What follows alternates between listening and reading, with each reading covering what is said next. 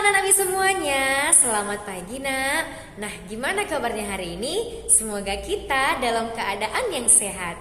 Kembali lagi bersama dengan Miss Risa. Pada hari ini kita akan belajar di tema 3, subtema 1, pembelajaran 3 dan 4 mengenai interaksi sosial dan keberagaman.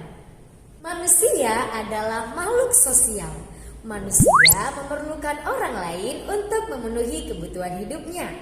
Nah, di dalam kehidupan sosial, manusia ini saling berinteraksi satu dengan yang lain dan terciptalah yang namanya interaksi sosial. Lalu Miss, apa ya Miss yang dimaksud dengan interaksi sosial itu? Oke, akan Miss jelaskan ya nak. Interaksi sosial itu adalah hubungan timbal balik antara satu individu dengan individu yang lainnya sehingga manusia dapat berinteraksi dan saling mempengaruhi satu sama lain. Nah, interaksi sosial ini dapat dilakukan di mana saja. Bisa di rumah, di sekolah, di lingkungan masyarakat, di pasar maupun di tempat ibadah. Nah, selain itu interaksi sosial ini terjadi akibat adanya kontak sosial dan komunikasi. Apa ya Miss yang dimaksud dengan kontak sosial itu? Ya, kontak sosial itu adalah hubungan seseorang dengan orang lain dan komunikasi akan muncul setelah adanya kontak sosial tersebut. Nah, berikut ini Miss akan menjelaskan jenis dari interaksi sosial ya nak. Yuk simak video berikut ini ya. Jenis interaksi sosial yaitu ada 3 macam ya. Yang pertama interaksi sosial antar individu. Nah, ini dia terjalin antara 2 orang yang berinteraksi dan saling merespon. Kemudian jenis interaksi yang kedua adalah interaksi sosial individu dengan kelompok. Yang ini contohnya adalah guru yang sedang mengajar muridnya ya. Dia individu dengan kelompok. Selanjutnya yang ketiga, jenis interaksinya adalah interaksi sosial antar kelompok. Nah, ini terjadi ketika suatu kelompok melakukan kontak dengan kelompok sosial yang lain. Contohnya adalah pertandingan sepak bola. Jadi, kelompok A misalnya kelompok A di sepak bola melakukan interaksi dengan kelompok B pada pertandingan sepak bola ya. Jadi inilah dia dari jenis interaksi sosial. Yang pertama ada sosial antar individu, kemudian individu dengan kelompok, dan yang ketiga interaksi sosial antar kelompok.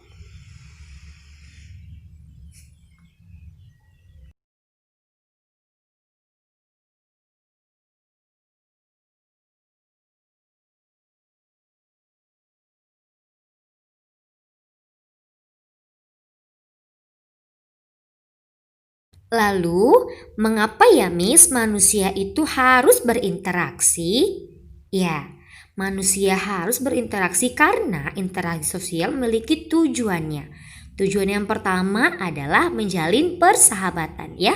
Jadi semakin banyak persahabatan kita karena kita melakukan interaksi sosial. Kemudian yang kedua, memperoleh bantuan dari orang lain. Nah, jadi semakin sering kita melakukan interaksi sosial, kita akan semakin banyak kenal orang dan memperoleh bantuan dari orang lain. Kemudian yang ketiga, menyelesaikan masalah bersama. Yang keempat, melaksanakan kerjasama yang saling menguntungkan ya. Dan yang kelima, merundingkan suatu masalah yang timbul. Ya, jadi inilah dia tujuan mengapa kita harus melakukan interaksi sosial. Nah, lihat pada gambar di slide ini.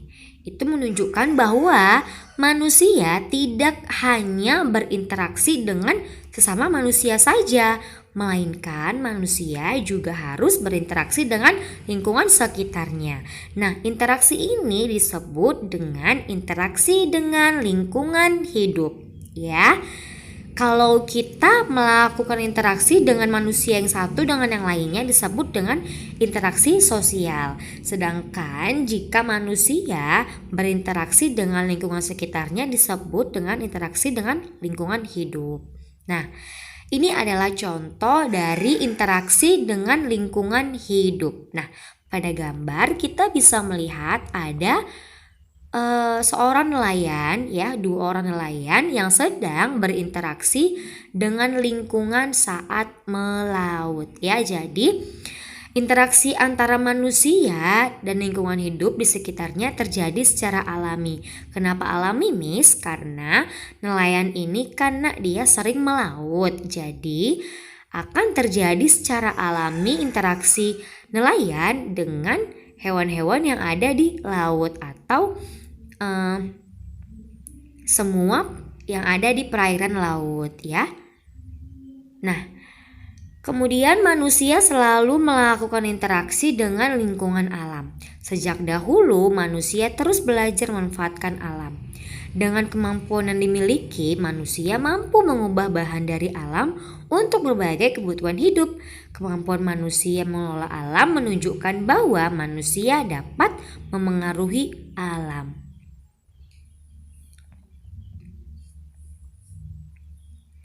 Nah, interaksi manusia dengan lingkungannya itu harus berjalan dengan harmonis. Dalam memanfaatkan alam, manusia itu harus bijaksana. Nah, contohnya pada gambar yang di slide ini, ya. Pada gambar yang di sebelah kanan, nah itu terlihat bahwa mereka sedang melakukan atau sedang menanam pohon agar lingkungan mereka terlihat lebih asri dan sejuk, ya. Kemudian yang di gambar sebelah kiri itu dia terdapat sebuah keluarga yang sedang memanfaatkan alam untuk bertani dan beternak, ya. Ini adalah contoh tindakan manusia yang bijaksana. Kemudian jika manusia itu tidak bijak dalam memanfaatkan alam, maka akan mengakibatkan lingkungan rusak dan terjadi bencana alam. Contohnya pada gambar ini, ya. Nah, pada gambar yang di sebelah kanan kita lihat bahwa seseorang yang sedang menebang pohon di hutan. Nah, ini adalah tindakan yang tidak bijaksana. Kenapa, Miss? Karena tindakan ini dapat menyebabkan bencana alam seperti longsor dan banjir bandang. Kemudian gambar yang di sebelah kiri, nah itu dia ada seorang nelayan yang menangkap ikan dengan cara membom laut. Nah, ini juga akan terjadi bencana alam. Seperti apa, Miss? Nah, ini akan menyebabkan bahwa makhluk hidup yang hidup di daerah laut akan mati, ya. Dan banyak terumbu karang yang mati akibat tindakan manusia yang tidak bijak dalam memanfaatkan alam. Bicara mengenai interaksi sosial, ternyata keberagaman juga dapat kita temui pada saat kita berinteraksi sosial. Nah, apa aja ya, Miss, keberagaman itu? Seperti perbedaan suku, budaya, agama, dan jenis kelamin.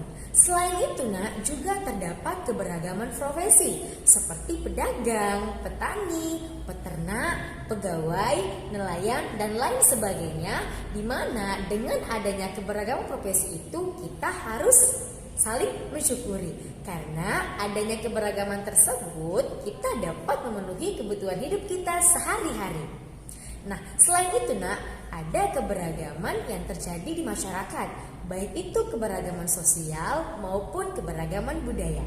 Yuk kita simak ya pada penjelasan Miss berikut ini. Bentuk keberagaman sosial dan budaya di masyarakat terbagi menjadi beberapa bagian. Yang pertama adalah usia. Ini contohnya anak-anak, remaja, dewasa maupun lansia. Kemudian bentuk yang kedua ada jenis kelamin, yaitu laki-laki atau perempuan. Yang ketiga adalah pekerjaan seperti petani, peternak, pedagang, dokter, guru, pegawai, dan lain sebagainya. Selanjutnya adalah budaya, seperti bahasa, rumah adat, pakaian adat, tarian, dan makanan khas. Dan bentuk yang terakhir adalah agama. Ada agama Islam, Kristen, Katolik, Hindu, Buddha, dan Konghucu. Perbedaan dalam berinteraksi sosial harus disikapi dengan bijak. Meskipun berbeda satu sama lain, kita harus memiliki sikap toleransi terhadap orang lain. Nah, toleransi itu apa, Miss? Nah, ini merupakan contoh sikap menerima keberagaman di masyarakat. Itulah dia toleransi. Apakah di antara kalian ada yang tahu apa arti dari toleransi itu? Ya, toleransi adalah sikap menerima, menghormati, dan menghargai perbedaan. Jadi itu yang dikatakan dengan toleransi, ya. Harus menerima, menghormati, dan menghargai perbedaan yang ada, ya. Kemudian inilah dia bentuk toleransi terhadap keberagaman. Yang pertama adalah saling menghormati dan menghargai perbedaan pendapat. Yang kedua bentuknya adalah saling tolong-menolong tanpa memandang individu. Yang ketiga, tidak memandang rendah suku atau budaya yang lain. Bentuk yang keempat, berteman tanpa membedakan suku, agama, dan ras. Jadi berteman dengan siapapun tanpa membeda-bedakan. Dan yang terakhir adalah menjaga ketenangan di sekitar tempat ibadah. Ya, inilah dia bentuk dari toleransi terhadap keberagaman. Ya, jadi kita itu harus menghargai perbedaan pendapat, berteman dengan siapapun, tidak memandang rendah orang lain maupun budaya lain, dan menjaga ketenangan di tempat ibadah. Toleransi ini sangat diperlukan di tengah keberagaman masyarakat Indonesia. Nah, sikap toleransi ini diperlukan untuk menciptakan kerukunan, meningkatkan rasa persaudaraan, dan rasa nasionalisme. Nah, itulah dia penjelasan dari Miss mengenai interaksi sosial dan keberagaman. Jika anak-anak Miss ada yang belum paham, boleh bertanya ya ke WA Miss. Nah, sekarang tugas anak-anak Miss di rumah adalah kalian buka buku tema 3 kalian pada halaman 11 di bagian B, atau anak Miss bisa lihat pada gambar di samping Miss ini. Nah, itu dia soalnya. Kemudian anak Miss buka soal halaman 13 bagian C. Nah, di sana juga terdapat soal ya Nak yang harus anak Miss kerjakan. Nah, anak Miss yang sudah memiliki buku tematik langsung dikerjakan di buku tematik, dan bagi yang belum dikerjakan di buku latihan ya Nak. Dan jangan lupa anak Miss fotokan bersama dengan kalian. Oke, Miss tunggu Nak tugasnya.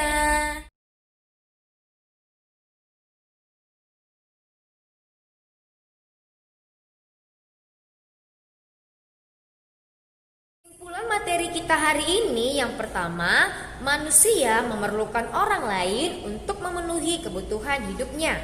Yang kedua, interaksi sosial adalah hubungan timbal balik antara individu satu dengan individu yang lain dan sifatnya saling mempengaruhi. Yang ketiga, interaksi sosial terjadi akibat adanya kontak sosial dan komunikasi. Yang keempat, keragaman tentu kita temui dalam interaksi sosial. Keragaman tersebut dapat berupa perbedaan suku, budaya, agama, dan jenis kelamin. Nah, itulah dia kesimpulan kita pada hari ini. Nah, Miss ucapkan terima kasih buat anak-anak Miss yang sudah berpartisipasi untuk belajarnya hari ini. Dan setelah ini Miss akan menampilkan foto anak-anak Miss yang selalu aktif belajar daring ya Nak. Oke anak-anak Miss, demikianlah materi kita hari ini. Semoga anak-anak Miss semuanya bisa paham.